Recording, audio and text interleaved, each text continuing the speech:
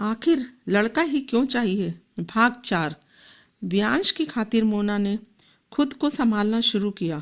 मोना को अब एक माँ और पिता दोनों का फर्ज निभाना था, जो वो पहले से ही निभा रही थी।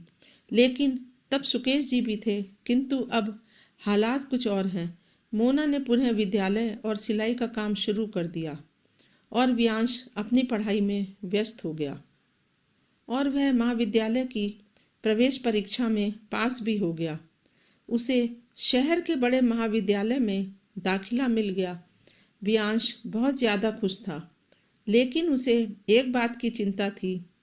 क्या हुआ बेटा, तू कुछ परेशान है? माँ, मुझे शहर जाना होगा आगे की पढ़ाई के लिए।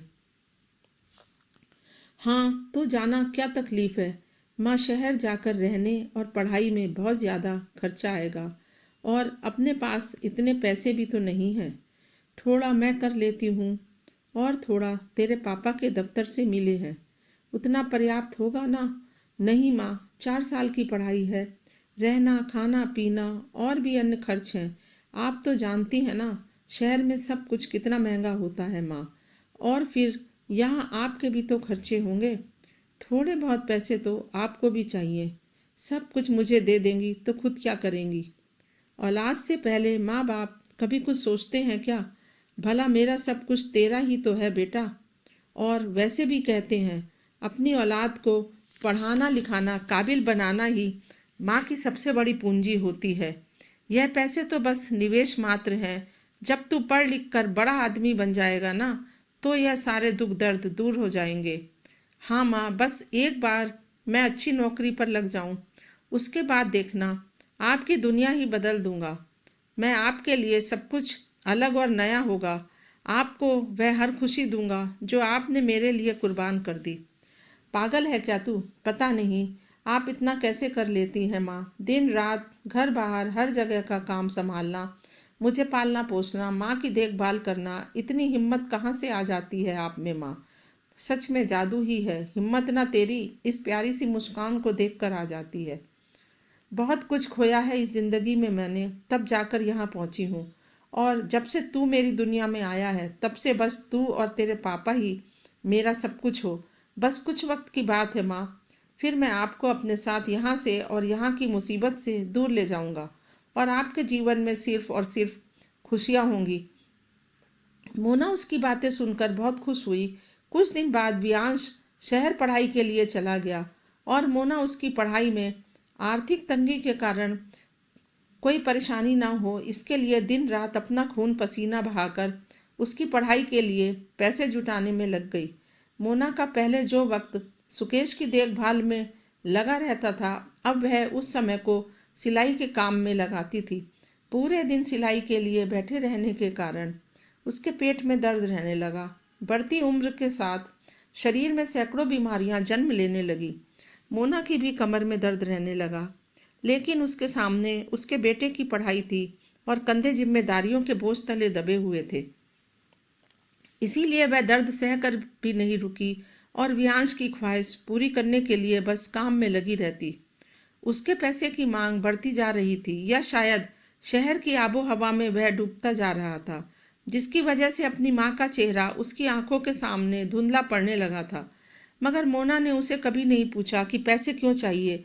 वह हमेशा की तरह खुद भूखी रहकर भी उसे धन भेजती रही, ताकि उसकी शिक्षा में किसी भी प्रकार की कोई रुकावट ना आए। 4 साल बाद व्यांश की पढ़ाई पूर्ण हो गई और वह वापस घर लौट आया।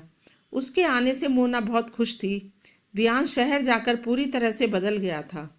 पहले वाला व्यांश शहर की चौक चांद में गुम हो गया था। पहले व्यांश घर के कामों में मोना की थोड़ी मदद कर देता था, जिससे मोना को थोड़ा सहारा मिल जाता था।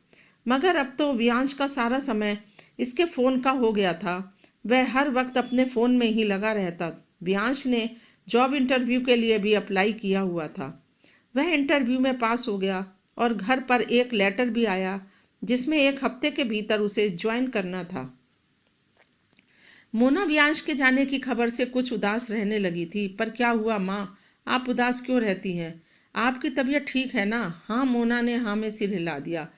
फिर क्या बात है माँ, जब से मेरी नौकरी लगी है आप उदास रहने लगी हैं। आप मेरी नौकरी से खुश नहीं हैं क्या? नहीं बेटा, ऐसी बात नहीं है। तो फिर क्या बात है माँ, बताइए ना मुझे। अभी कुछ दिन पहले ही तो आया है तू शहर से वापस। जी भर कर तेरे साथ भी नहीं रहती और तू फिर जाने की कह रहा है। पर जाना तो होगा ना, बस कुछ दिन की बात और है। एक बार शहर जाकर मैं रहने का बंदोबस्त कर दूं, फिर आपको भी अपने साथ शहर ले जाऊंगा। मोना कुछ नहीं बोली, बस खामोश रही। वियांश फिर से बोला, माँ आप ऐसे कैसे उदास रहेंगी? तो फिर मैं नौकरी छोड़ देता हूँ। मुझे नहीं करनी कोई नौकरी, जब आप ही खुश नहीं।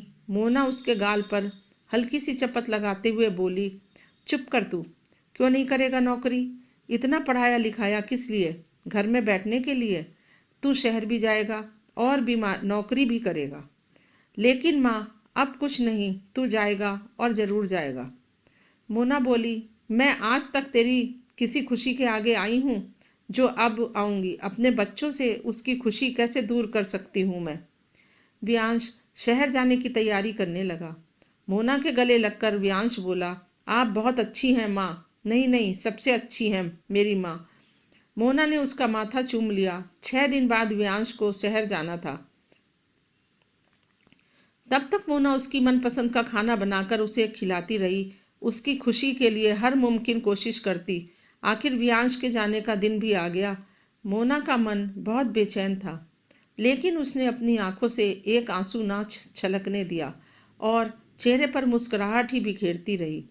वियांश मोना का आशीर्वाद लेकर विदा होकर शहर चला गया। उसके जाने के बाद मोना खूब रोई। एक रोज मोना की पड़ोसन सविता उससे कहने लगी, मोना तूने यह क्या किया? वियांश को तूने शहर क्यों भेज दिया? मोना ने खुश होकर कहा, वियांश की नौकरी लग गई है शहर में भाभी जी। तू बहुत भोली है मोना, समझती नहीं है। सविता ने कहा, शहर जाकर आज तक कोई कभी वापस आया है जो वियांश आएगा? नहीं भाभी, मेरा वियांश ऐसा बिल्कुल नहीं है। देखना, वह जरूर वापस आएगा और मुझे अपने साथ लेकर भी जाएगा। भगवान करे ऐसा ही हो, पर मुझे नहीं लगता अब वो कभी लौट कर आएगा। शहर की हवा ही ऐसी होती है जो रिश्तों को खा जाती है। ऐसा कभी नहीं होगा। मुझे अपनी परवरिश पर पूरा भरोसा है भाभी। मेरा वियांश मेरे साथ ऐसा विश्वासघात कभी नहीं करेगा। भगवान तेरी उम्मीद को पूरा करे और वियांश वापस आ जाए। मैं तो यही प्रार्थना करती हूँ तेरे लिए। मोना उन्हें धन्यवाद कहते हुए अपने घर आ गई, लेकिन ना चाहते हुए भी सविता ने उसके मन में डर का बीज बो दिया था। मोना को अपनी परवरिश पर पूरा भरोसा था, पर शक का एक छोटा सा कीड़ा उस भरोसे को दीमक की तरह चाट रहा था। मोना का मन सविता की बातों से थोड़ा परेशान था। उसने वियांश को फ़ोन लगाया और पूछा कि बेटा वापस कब आएगा? माँ बस 2 महीने और फिर मैं आपको हमेशा के लिए अपने पास ले आऊँगा। तू सच कह रहा है ना बेटा? माँ मैं आपसे झूठ थोड़े ना बोलूँगा। मैंने एक ब्रोकर से बात की है माँ। 2 महीने बाद एक घर खाली हो जाएगा माँ, फिर हम यहाँ उस घर में रहेंगे और मैं आपको छोड़कर कभी नहीं जाऊँगा। ठीक है बेटा, ध्यान रखना अपना और घर की पूरी जांच पड़ताल कर लेना। ठीक है? ठीक है माँ, सब कुछ देख लूँगा। तभी मोना को किसी लड़की की आवाज़, ए बेबी सलोना, हमें लेट हो रहा है। वियांश मोना से बाद में बात करने का कहकर कॉल कट करके चला गया। शेष कहानी अगले भाग में। धन्यवाद। कृपया मेरे चैनल को लाइक और सब्सक्राइब करके बेल आइकन का बटन ज़रूर दबाएं।